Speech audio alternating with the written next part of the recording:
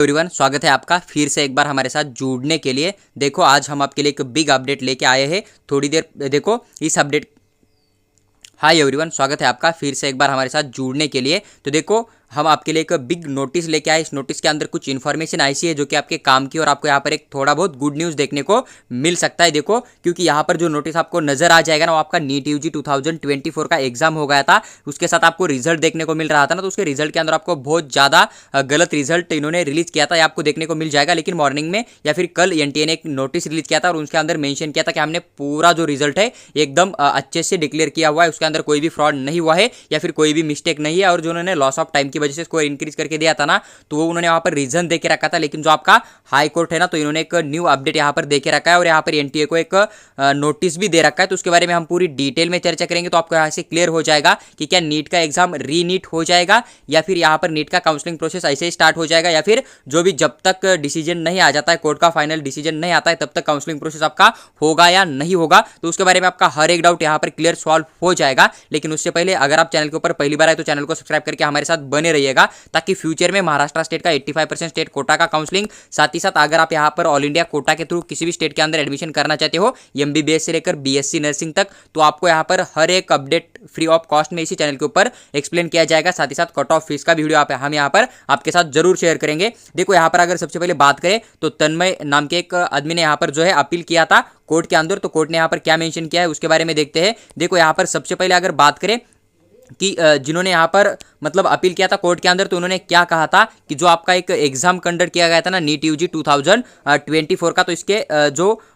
Exam conduct किया गया था 2024 के लिए, तो उसके अंदर आपको बहुत ज़्यादा इरेगुलरिटीज नजर आ रहा था, मतलब बहुत ज़्यादा मिस्टेक आपको नजर आ रहा था। इसलिए इन्होंने यहाँ पर अपील किया था और इनका ये कहना था कि जो नीट का एग्जाम होता है ना, उसके अगर मार्किंग स्कीम या फिर स्कोर कार्ड का जो सिस्टम होता है स्कोर देने का, यानी कि आपको जो ऑल इंडिया रैंक यहाँ से मिल जाएगा या फिर आपको यहाँ पर नीट का जो है मार्क या फिर स्कोर मिल जाएगा ना, तो उसका अगर आप रूल देखोगे, उसके जो रूल होते हैं ना काउंसलिंग के, या फिर आपको जो रिजल्ट के अंदर स्कोर दिया जाएगा या ऑल इंडिया रैंक दिया जाएगा ना, उसका जो रिजल्ट होता है ना, तो उसका अगर एक रूल देखा जाए तो उस रूल के हिसाब से जो कि आपका 718 या फिर 719 यानी कि 720 में से 718 719 जो स्कोर है वो आपका नहीं आना चाहिए according to the rule of NTA ने जो रूल मेंशन किया ना, उसके अकॉर्डिंग इतना स्कोर नहीं आना चाहिए। फिर भी एग्जाम के अंदर आ गया था। और इन्होंने यहाँ पर यह भी मेंशन किया है कि फिर जब बच्चों ने उनके साथ आरटीआई लगाया, उनसे पूछ लिया, तो नेशनल टेस्टिंग एजेंसी जो होती है ना, तो इन्होंने ये मेंशन किया कि जिन बच्चों ने यहाँ पर ऑनरेबल सुप्रीम कोर्ट के अंदर अपील किया था, पिटीशन लिख के रखा था, तो उनको हमने यहाँ पर बोगस मार्क या फिर जो आप यहाँ पर बोल सकते हो कि इन्होंने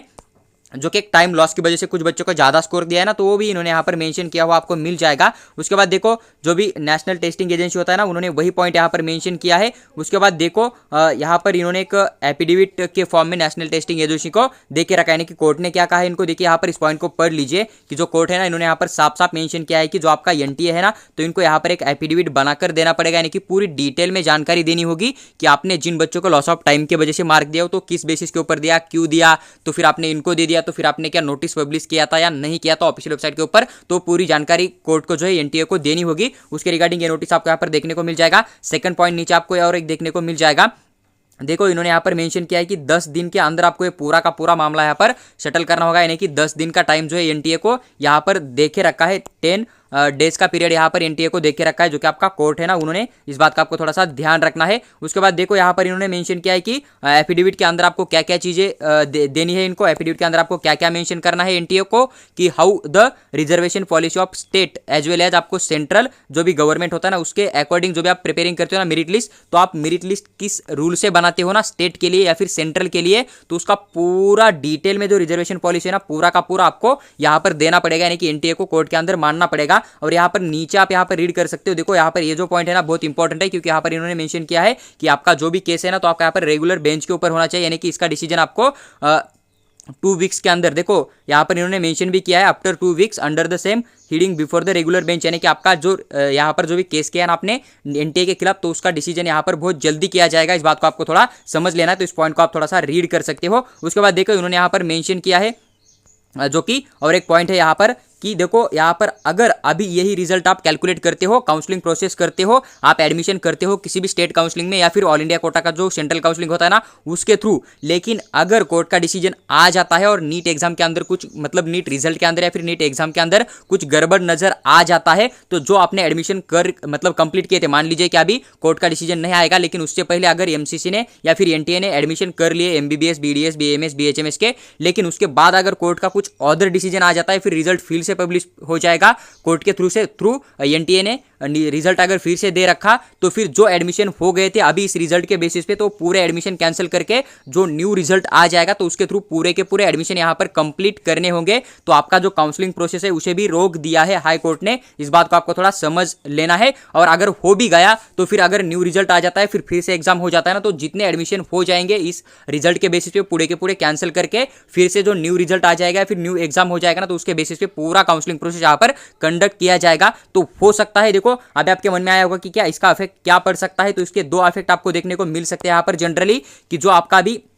नीट एग्जाम है ना उसके अंदर अगर बहुत ज़्यादा कुछ प्रॉब्लम आ रहा है तो नीट का रिजल्ट आपको फिर से देखने को मिल सकता है, जो कि यहाँ पर लॉस ऑफ टाइम की वजह से किन बच्चों को यहाँ पर ग्रेस मार्क मिला ना, तो उनका मार्क कैंसिल करके आपको नीट का रिजल्ट जो यहाँ पर रिजल्ट आपको फिर से देखने को मिल सकता है। फर्स्ट पॉइंट हो गया। सेकंड पॉइंट आपका ये हो गया कि मान लीजिए अगर बहुत ज़्यादा फ्रॉड हो चुका है तो आपका री नीट भी हो सकता है, सेकंड वाला। थर्ड बात करें यहाँ पर थर्ड पॉइंट की, तो आपका जो काउंसलिंग प्रोसेस हो जाएगा ना स्टेट का होने दीजिए 85% स्टेट कोटा या फिर जो ऑल इंडिया कोटा था ना उसका, तो अभी के लिए वो यहाँ पर रोका जाएगा, वो काउंसलिंग प्रोसेस आपका कंप्लीट नहीं होगा, यानी कि जो रिजल्ट आया ना अभी उसके अकॉर्डिंग आपका काउंसलिंग प्रोसेस नहीं हो जाएगा, थोड़ा सा डिले हो सकता है। जब तक कि कोर्ट का फाइनल डिसीजन नहीं आ जाएगा तब तक काउंसलिंग प्रोसेस को रोका जा सकता है। अगर एनटीए एमसीसी उसे कंडक्ट करेगा तो फिर अगर कोर्ट ने कुछ चेंज कर दिया रिजल्ट के अंदर, तो फिर जिन बच्चों को इस रिजल्ट के थ्रू अलॉटमेंट हो जाएगा ना, तो उसका एडमिशन कैंसिल करके फिर जो न्यू रिजल्ट आ जाएगा कोर्ट डिसीजन देने के बाद, तो उसके अकॉर्डिंग फिर से काउंसलिंग हो जाएगा। तो अब आपको थोड़ा सा रिलैक्स रहना है, इस बात का आपको ध्यान रखना है। और देखो जो भी इन्फॉर्मेशन थी, कोर्ट ने अभी एक बिग अपडेट देके रखा है, तो उसके बारे में मैंने पूरा डिटेल में इन्फॉर्मेशन आपके साथ शेयर किया हुआ है। अगर आपको वीडियो अच्छी लगती है तो आप वीडियो को लाइक कीजिए और चैनल को सब्सक्राइब करके हमारे साथ बने रहिए। देखो और ये जो अपडेट है ना, ये अपडेट मैंने आपके साथ इसलिए शेयर किया क्योंकि मुझे बहुत ज़्यादा लोग पूछ रहे थे महाराष्ट्र स्टेट के अंदर जो 85% स्टेट कोटा का काउंसलिंग चलेगा ना, तो उसके अंदर लेट हो जाएगा या फिर काउंसलिंग टाइम के अंदर ही हो जाएगा या फिर रीनीट हो जाएगा। तो उसके लिए जो अपडेट मिला है वो मैंने आपके साथ शेयर किया। आपको अगर और भी अपडेट चाहिए जो कि आने वाले समय में जो भी एनटीए रिलीज करेगा या फिर state counselling CET cell release करेगा या फिर कोई भी अपडेट रिलीज हो जाता है, तो वो विथ डिटेल एक्सप्लेन करके हम आपके साथ शेयर करेंगे। तो आप चैनल को सब्सक्राइब करके हमारे साथ बने रह सकते हो। फिर पीडीएफ के लिए आप हमारा टेलीग्राम ग्रुप ज्वाइन कर लीजिएगा, वहाँ पर हम आपको हर एक पीडीएफ फ्री में शेयर करने की पूरी कोशिश करेंगे।